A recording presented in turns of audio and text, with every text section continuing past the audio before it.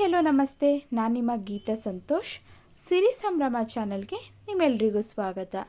ನಾನಿವತ್ತಿನ ರೆಸಿಪಿಯಲ್ಲಿ ತುಂಬಾ ಸಿಂಪಲ್ಲಾಗಿ onion cabbage ಪಕೋಡನ ಯಾವ ರೀತಿಯಾಗಿ ಮಾಡೋದು ಅಂತ ತಿಳಿಸ್ಕೊಡ್ತಾ ಇದ್ದೀನಿ. ಇನ್ನೂ ನನ್ನ ಚಾನಲ್ನ ಸಬ್ಸ್ಕ್ರೈಬ್ ಆಗಿಲ್ಲ ಅಂದರೆ ಪ್ಲೀಸ್ ಸಬ್ಸ್ಕ್ರೈಬ್ ಆಗಿ, ಹಾಗೆ ಬೆಲ್ ಬಟನ್ನ ಕ್ಲಿಕ್ ಮಾಡೋದನ್ನ ಮರಿಬೇಡಿ.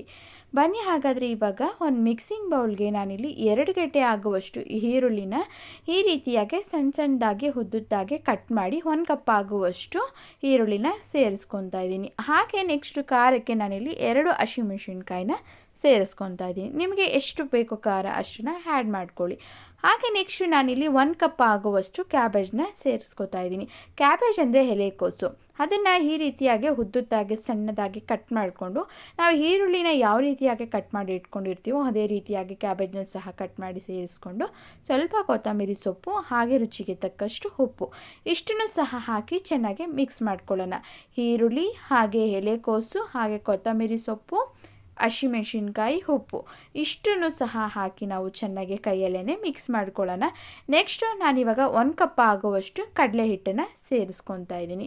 ಕಡಲೆ ಹಿಟ್ಟನ್ನ ಹಾಕಿದ್ಮೇಲೆ ನಾವು ನೀರು ಹಾಕೋದಕ್ಕೆ ಹೋಗಬೇಡಿ, ನೀಟಾಗಿ ಹಾಗೇ ಸಹ ಎಲ್ಲನೂ ಚೆನ್ನಾಗಿ ಮಿಕ್ಸ್ ಮಾಡ್ಕೊಳ್ಳೋಣ. ಕಡಲೆ ಹಿಟ್ಟು, ಈರುಳ್ಳಿ, ಕ್ಯಾಬೇಜು ಎಲ್ಲನೂ ಸಹ ಚೆನ್ನಾಗಿ ಮಿಕ್ಸ್ ಆಗಬೇಕು. ಅಲ್ಲಿವರೆಗೂ ಸಹ ನಾವು ಕೈಯಲ್ಲೇ ಚೆನ್ನಾಗಿ ಮಿಕ್ಸ್ ಮಾಡ್ಕೊಳ್ಳೋಣ. ಈರುಳ್ಳಿ ಏನು ಕಟ್ ಮಾಡಿರ್ತೀವಿ ನೋಡಿ, ಅದು ಎಲ್ಲನೂ ಪೀಸ್ ಆಗಬೇಕು. ಅಲ್ಲಿವರೆಗೂ ಚೆನ್ನಾಗಿ ಈ ರೀತಿಯಾಗಿ ಎಲ್ಲನೂ ಚೆನ್ನಾಗಿ ಮಿಕ್ಸ್ ಮಾಡ್ಕೊಂಡಿದ್ದಾದಮೇಲೆ ಸ್ವಲ್ಪ ನೀರನ್ನ ಆ್ಯಡ್ ಮಾಡ್ಕೊತ ಕಲಿಸ್ಕೊಳ್ಳೋಣ. ಸ್ವಲ್ಪ ಗಟ್ಟಿಯಾಗೇ ಇರಬೇಕು. ನಾವಿವಾಗ ಕೆಲವರು ಬೋಂಡ ಮಾಡಬೇಕಂದ್ರೆ ತುಂಬ ತೆಳುವಾಗಿ ಕಲಸಿ ಹಾಕ್ಕೊತಾರೆ. ಆ ರೀತಿಯಾಗಿ ಮಾಡೋದ್ರಿಂದ ಕ್ರಿಸ್ಪಿಯಾಗಿ ಬರೋದಿಲ್ಲ. ಅದಕ್ಕೋಸ್ಕರ ನಾನಿಲ್ಲಿ ಈ ರೀತಿಯಾಗಿ ನೋಡಿ ಸ್ವಲ್ಪ ಗಟ್ಟಿಯಾಗಿ ಕಲಸಿಟ್ಕೊಂಡು ಪಕ್ಕದಲ್ಲೇ ಇಟ್ಕೊತಾ ಇದ್ದೀನಿ. ನೆಕ್ಸ್ಟು ಎಣ್ಣೆನ ಕಾಯೋದಕ್ಕೆ ಇಟ್ಕೊಂಡು, ಕಲಸಿ ಜಾಸ್ತಿ ಹೊಡೆದು ಬಿಡೋದಕ್ಕೆ ಹೋಗಬೇಡಿ, ನೀರು ಬಿಟ್ಕೊಂಡ್ಬಿಡುತ್ತೆ. ಎಣ್ಣೆ ಹಿಡ್ದಿರಂಗೆ ನಾವು ಕಲಸಿ ಹಿಟ್ಟನ್ನು ಈ ರೀತಿಯಾಗಿ ಪುಡಿಯಾಗಿ ಸೇರಿಸ್ಕೊತಾ ಹೋಗಬೇಕು.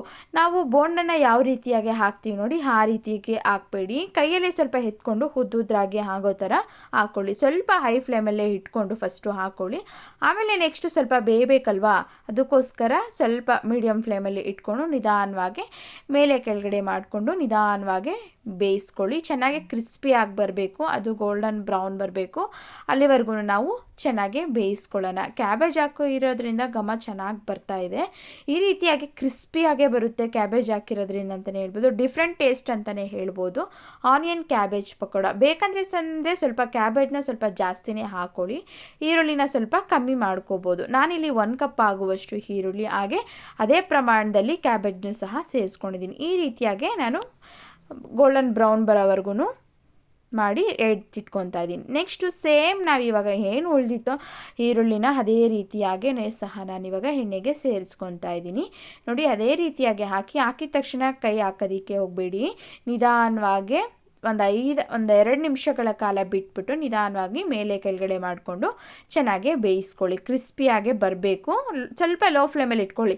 ಹಾಕಬೇಕಾದ್ರೆ ಸ್ವಲ್ಪ ಜಾಸ್ತಿನೇ ಫ್ಲೇಮ್ ಇಟ್ಕೊಂಡು ಆಮೇಲೆ ಒಂದು 2 ನಿಮಿಷಗಳ ಕಾಲ ನಾವು ಚೆನ್ನಾಗಿ ಈ ರೀತಿಯಾಗಿ ಮೇಲೆ ಕೆಳಗಡೆ ಚೆನ್ನಾಗಿ ಬೇಯಿಸ್ಕೋಬೇಕು. ಕ್ಯಾಬೇಜ್ ಹಾಕಿರೋದ್ರಿಂದ ಟೇಸ್ಟು ಚೆನ್ನಾಗಿರುತ್ತೆ ಮತ್ತು ಕಲರು ಅಷ್ಟೇ ತುಂಬಾ ಚೆನ್ನಾಗಿ ಬರ್ತಾ ಇದೆ ನೋಡಿ. ಈ ರೀತಿಯಾಗಿ ಚೆನ್ನಾಗಿ ಬೆಂದು ಕ್ರಿಸ್ಪಿಯಾಗಿ ಆಗಬೇಕು. ಈ ರೀತಿ ಚೆನ್ನಾಗಿ ಬೆಂದಿದ್ದಾದಮೇಲೆ ನಾವು ಎಣ್ಣೆಯಿಂದ ತೆಗೆಯೋಣ. ಒಂದು ಬಟರ್ ಪೇಪರ್ನ ಹಾಕ್ಕೊಂಡು ನೀಟಾಗಿ ಎಣ್ಣೆ ಎಲ್ಲನೂ ಚೆನ್ನಾಗಿ ಬೇಕು ಅಲ್ಲಿವರೆಗೂ ನೀವು ಚೆನ್ನಾಗಿ ಬೇಯಿಸ್ಕೊಂಡು ಈ ರೀತಿಯಾಗಿ ನೋಡಿ ನಾನಿವಾಗ ಆನಿಯನ್ ಕ್ಯಾಬೇಜ್ ಪಕೋಡನ ಸರ್ವ್ ಮಾಡಿ ತೋರಿಸ್ತಾ ಇದ್ದೀನಿ. ಸೂಪರ್ ಟೇಸ್ಟಿಯಾದಂತಹ ಆನಿಯನ್ ಕ್ಯಾಬೇಜ್ ಪಕೋಡ ತುಂಬಾ ಸಿಂಪಲ್ಲಾಗಿ ರೆಡಿಯಾಗಿದೆ. ನೀವು ಒಮ್ಮೆ ಮನೆಯಲ್ಲೇ ಟ್ರೈ ಮಾಡಿ. ಈ ವಿಡಿಯೋ ನಿಮ್ಮೆಲ್ರಿಗೂ ಇಷ್ಟ ಆಗಿದೆ ಅಂತ ತಿಳ್ಕೊತೀನಿ. ಇನ್ನಷ್ಟು ವಿಡಿಯೋಗಳಿಗಾಗಿ ನನ್ನ ಚಾನಲ್ನ ನೋಡ್ತಾ ಇರಿ, ಹಾಗೆ ಸಬ್ಸ್ಕ್ರೈಬ್ ಮಾಡೋದನ್ನ ಮರಿಬೇಡಿ. ಮಕ್ಕಳು ಅಷ್ಟೇ ತುಂಬಾ ಇಷ್ಟಪಟ್ಟು ತಿಂತಾರೆ. ಯಾವುದೇ ಖಾರ ಇರಲ್ಲ, ಜಾಸ್ತಿ ಕ್ರಿಸ್ಪಿ ಆಗಿರೋದ್ರಿಂದ ಮಕ್ಕಳು ತುಂಬ ಇಷ್ಟಪಟ್ಟು ತಿಂತಾರೆ. ಇವಾಗಲಂತೂ ಚಳಿ ಅಲ್ವಾ, ಏನಾದರೂ ಮಕ್ಕಳು ಸಂಜೆ ಈವ್ನಿಂಗ್ ಟೈಮಲ್ಲಿ ಬರಬೇಕಾದ್ರೆ ಕೇಳ್ತಾ ಇರ್ತಾರೆ.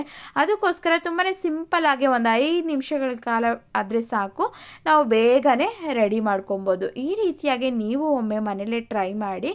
ಸೂಪರ್ ಟೇಸ್ಟಿಯಾದಂತಹ cabbage onion pakoda. Thank you.